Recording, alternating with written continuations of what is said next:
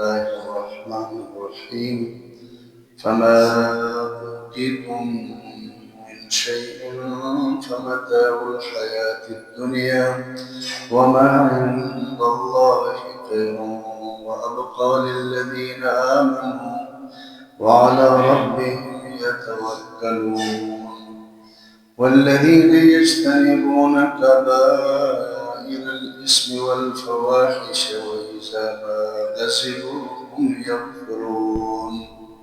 صدق اللہ العظیم. آیت نمبر 35 ہے اور 36 ہے سورہ شورى کی.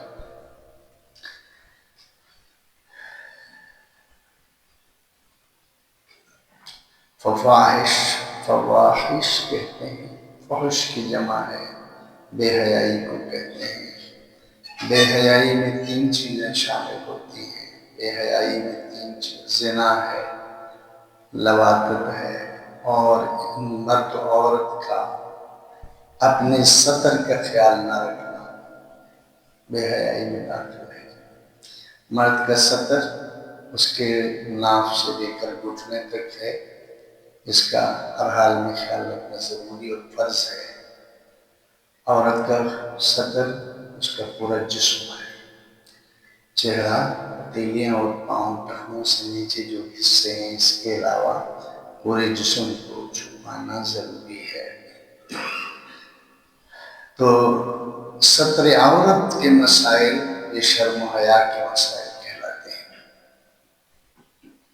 آیت کا ترجمہ سن لیجیے. فما اوتیتم من شیء، اور جو کچھ تمہیں عطا کی گئی ہے بہت ساری چیزوں میں سے، سامان میں سے، فمتاع الحیات الدنیا، یہ سارے کے سارے دنیا کے سامان ہیں، یہ سارے کے سارے دنیا کے فائدے ہیں. اچھا، وما عند اللہ خیر وابقا، اور جو اللہ کے پاس تمہارے لیے ہے وہ بہتر بھی ہے اور باقی رہنے والا بھی ہے، ختم نہیں. للذین آمنوا، یہ کس کے لیے؟ ان لوگوں کے لیے جو ایمان لائے، وعلی ربہم یتوکلون، اور اپنے پروردگار انہوں نے بھروسہ کیا. جو لوگ ایمان لائے، اپنے پروردگار پر بھروسہ کیا، ان کے لیے یہ ساری چیزیں ہیں. والذین یجتنبون کبائر الاسم، اور جو لوگ کبیرہ گناہوں سے اپنے آپ کو بچاتے ہیں، والفواحش، خصوصاً بے حیائی سے بچاتے ہیں. وَإِذَا مَا غَضِبُوا هُمْ يَغْفِرُونَ، اور جب ان کو غصہ آتا ہے تو غصے میں وہ معاف کر دیتے ہیں، غصے کو پی جاتے ہیں، لوگوں کو معاف کرتے ہیں. وَإِذَا مَا غَضِبُوا، جب ان کو غصہ آتا ہے، هُمْ يَغْفِرُونَ، وہ معاف کر دیتے ہیں. اچھا، اس سے پہلے جو نا، ان آیات سے پہلے مشرکین مکہ کی ناکامی کا ذکر تھا، اور انسانوں کو پھر اللہ نے بتایا کہ ان جیسے ہو جائیں گے تو دنیا بھی ناکامی، آخرت بھی ناکامی. آج کی آیات میں اللہ تعالیٰ نے یہ بتایا کہ کامیاب لوگ کون ہیں، کامیاب لوگ کون ہیں. اللہ کے ہاں کامیابی کا تعلق انسان کے اخلاقی نظام سے ہے، انسان کے کردار سے ہے. معاشرہ ترقی کرتا ہے اخلاقیات سے. کہتے جی یہ نمازیں ہماری اپنی ہیں، سونا زکوٰۃ آپ کے اپنے ہیں، حج آپ کا اپنا ہے، روزے رکھتے ہیں وہ آپ کے اپنے ہیں. معاشرے کے اندر ترقی آتی ہے اخلاقیات سے، کردار سازی سے، سیرت کو بنانے سے. اپنے اخلاق اچھا کرنا معاشرے کی ترقی کا ضامن ہے. اللہ تعالیٰ نے یہ بتایا کہ بھئی میری آخرت کی جو ہمیشہ رہنے والی نعمتیں، میری آخرت کی جو بہترین نعمتیں ہیں، باقی رہنے والی نعمتیں ہیں، یہ میرے ان بندوں کے لیے جو ایمان لائے ہیں اور میرے اوپر بھروسہ رکھتے ہیں. توکل کیا ہے؟ توکل یہ ہے کہ آپ دنیا کے اسباب کو لے لیں اور ان کا نتیجہ اس سبب کے ساتھ وابستہ نہ کریں، اس کا تعلق اللہ کے ساتھ جوڑ جائے. آپ اپنے فیکٹری جاتے ہیں، آپ کا تصور یہ ہے کہ یہ ایک سبب ہے لیکن رزق مجھے اللہ دیتا ہے، یہ توکل ہے. توکل میں سبب کو اختیار کر کے اللہ کی ذات پر یقین رکھا جاتا ہے، اپنی صلاحیت پر نہیں، اپنی ڈگری پر نہیں، اپنے علم پر نہیں. یہی تو بیماری ہے آج کل کی سب سے بڑی، کہ انسان اپنی صلاحیت کو سب کچھ سمجھتا ہے. یہی وہ سوچ ہے جو قارون کو بڑا غرق کروایا. قارون کیا، یہ میرے پاس جو کچھ ہے، میری اپنی صلاحیت ہے، ڈگری ہے، میرا علم ہے، یہ تو اللہ کا دیا ہوا ہے. اللہ تعالیٰ یہ چاہتے ہیں کہ میرے بندے میرے اوپر توکل کریں. اور توکل کے لیے اسباب کو چھوڑنا نہیں ہے، اسباب کو لینا ہے. حضور صلی اللہ علیہ وسلم نے 313 کا چھوٹا سا لشکر بنا کر بدر کے میدان میں اتارا، پھر اللہ پر توکل کیا.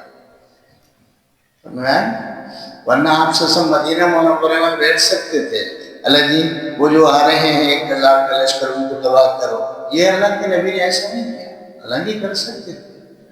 آپ سے نے بتایا کہ توکل یہ ہے کہ انسان اپنے کامیابی کے جو اسباب ہیں ان کو جمع کریں اور اس کامیابی کا نتیجہ اللہ پر چھوڑیں. آپ کی فوج کے ساتھ، آپ کی ٹیکنالوجی کے ساتھ، آپ کی طاقت کے ساتھ، آپ کی حرکت اور جد و جہد کے ساتھ، آپ کے مزاج کے ساتھ، آپ کے علم اور ڈگری کے ساتھ اس کامیابی کا تعلق نہیں، اس کامیابی کا تعلق اللہ سے ہے. یہ بات سمجھ میں ہے تو مسائل حل ہو جاتے ہیں. ایک اللہ تعالیٰ نے یہ بتایا کہ میری آخرت کی ہمیشہ رہنے والی نعمتیں، باقی رہنے والی نعمتیں میرے ان بندوں کے لیے جن کے اندر ایمان ہے، توکل ہے. اور دوسرا کیا ہے؟ دوسرا ان کے اندر یہ پہلو ہے کہ وہ کبیرہ گناہوں سے بچتے ہیں. حضرت کبیرہ گناہوں میں 3 چیزوں کا سمجھنا ضروری ہے. کبیرہ گناہ کسے کہتے ہیں؟ کبیرہ گناہ کی پہلی نشانی ہے کہ جس گناہ پر اللہ نے ناراض ہونے کا اعلان کیا ہے. سخت کہتے ہیں ناراضگی. جس گناہ پر اللہ کی ناراضگی ہے وہ کبیرہ گناہ ہوتا ہے. اور جس گناہ پر اللہ کی طرف سے لعنت ہے وہ بھی کبیرہ گناہ ہوتا ہے. اور جس گناہ کی جسمانی سزا جہنم ہے وہ بھی کیا ہے؟ کبیرہ گناہ کہلاتا ہے. اور جس گناہ پر شریعت کے روپ میں حدود جاری ہیں، اگر ان کے وائلیشن کریں تو کوڑے پر ہے، ان کو جو نا بھائی پھانسی پر چڑھائیں.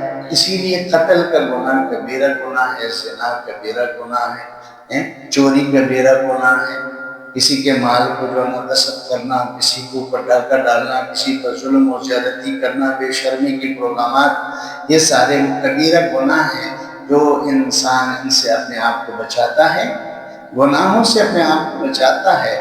اور جب اس کو کوئی غصہ دلاتا ہے یا غصہ آتا ہے، ہم یغفرون، وہ معاف کر دیتے ہیں.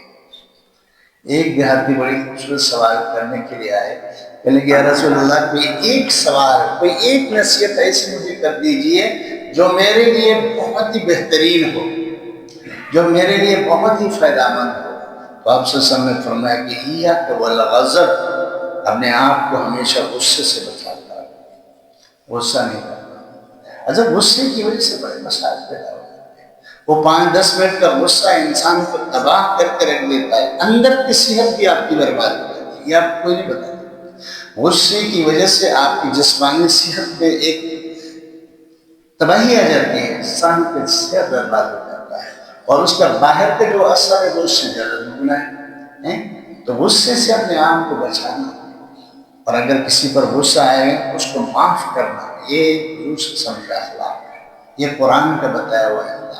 یہ قرآن جو ہمیں اور آپ کی تربیت دیتا ہے روزانہ کے حساب سے، وہ مجھے اور آپ کو سکھاتا ہے کہ بھئی کہ تم لوگوں کو غصہ آ جائے تو غصے میں آپ سے باہر نہیں ہونا. ہمارے پاس آتے ہیں کہ مولانا صاحب کیا کریں، میں غصے میں تھا، میں نے طلاق دی، واقعی ہو گئی کہ نہیں ہو گئی؟ تو بھئی واقعی ہو جائے گی. اسی لیے تو کہا کہ غصہ نہ کریں، اسی لیے تو کہا کہ غصے سے اپنے آپ کو بچا کے رکھنا ہے. اور حضور صلی اللہ علیہ وسلم نے باقاعدہ تربیت دی ہے کہ غصے کو کیسے کنٹرول کیا جائے. فرمایا اگر تم بیٹھ کر غصہ کر رہا ہے تو فوراً کھڑے ہو جاؤ، اس پوزیشن کو چینج کر دو. جس پوزیشن میں آپ کو غصہ آ رہا ہے اس کو چینج کرنے کی ضرورت ہے. بیٹھے غصہ کریں فوراً کھڑے ہو جائیں، کھڑے میں غصہ کریں فوراً بیٹھ جائیں. نہیں تو کم از کم جس جگہ آپ کو غصہ ہوا ہے اس کو چھوڑ کر دوسری طرف منتقل ہو جائیں.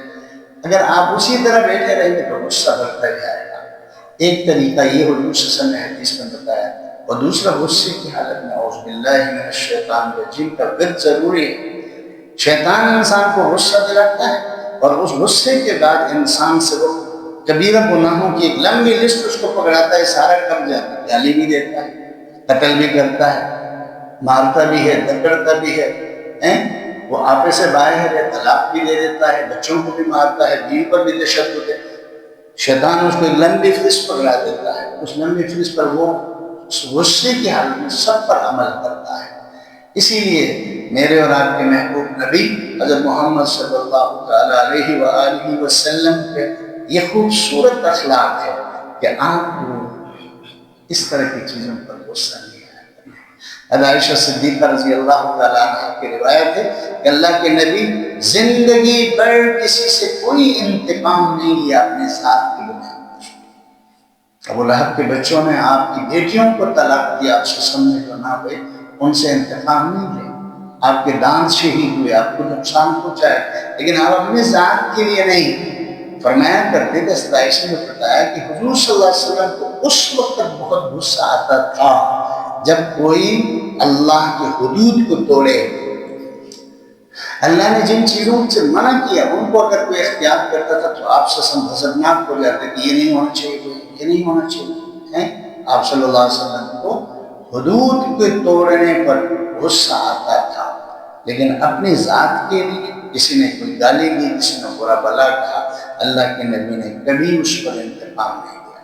ہم اس نبی کے ماننے والے ہیں سب، اس لیے اپنے غصے کو کنٹرول کرنے کی ضرورت۔ آج کے سبق ٹوٹلی میرے اور آپ کی کردار سازی کے لیے، ہم اتنے پولائٹ ہو جائیں، اتنے اچھے ہو جائیں، اتنے نرم اور ملائم ہو جائیں کہ بھائی غصہ شکست کھا جائے ہم سے۔ تو غصے کو اللہ تعالیٰ فرما رہے کہ میرے اچھے بندے جن کے آخرت کے لیے میں نے کامیابی ان کو دے کر نعمتیں ان کو دی ہے، ان کی ایک صفت یہ ہے کہ جب ان کو غصہ آتا ہے ہم یغفرون، کو معاف کر دیتے ہیں۔ امام زین العابدین کا نام آپ لوگوں نے سنا ہے، یہ کربلا کے میدان میں اکیلے شخصیت جو بچ گئے، امام زین العابدین 23 ایئرز کے تھے جب یہ کربلا کا واقعہ پیش آیا۔ امام زین اللہ علی بن حسین، حسین کے شہزادے ہیں، سمجھ میں آئے؟ تو وہاں بیمار ہونے کی وجہ سے جو نا یزیدی لشکر سے بچ گئے، اللہ تعالیٰ نے ان کو بچایا۔ بعد میں جو نا اس کے ایک واقعی حدیث کی کتابوں میں ہے کہ اپنے دوستوں کی دعوت کی، کافی زمانے کے بعد جو اس کے زمانے کے اہل علم تھے ان کی دعوت کی، اور اہل بیت کی طرف سے دعوت ہو تو کیا اللہ کے پروقار دعوت کیا کرتے تھے۔ تو دعوت کے لیے جب دسترخوان بچھایا گیا، کھانا آنے لگے، تو جو لونڈی کھانا لے کر آ رہی تھی وہ لونڈی آ کے جو نا آپ کے قریب آ کر سالن آپ پر گرا دے۔ دسترخوان میں بیٹھے ہیں، لونڈی کے ہاتھوں سے برتن سالن کا گرا اور سفید کپڑوں پر سارا سالن جو گر گیا۔ آپ نے جو نا اس کو دیکھا تو وہ لونڈی بھی بڑی پڑھی لکھی تھی، پڑھی لکھی تھی، قرآن سمجھتی تھی وہ بچی، انہوں نے قرآن کی آیت پڑھنا شروع کیا اس بچی نے، والکاظمین الغیظ، قرآن کی آیت، والکاظمین الغیظ، بھئی اللہ کے اچھے بندے تو غصے کو پی جاتے ہیں۔ فوراً امام زین العابدین نے کہا میں نے اپنے غصے کو پی لیا، زبان سے کہا۔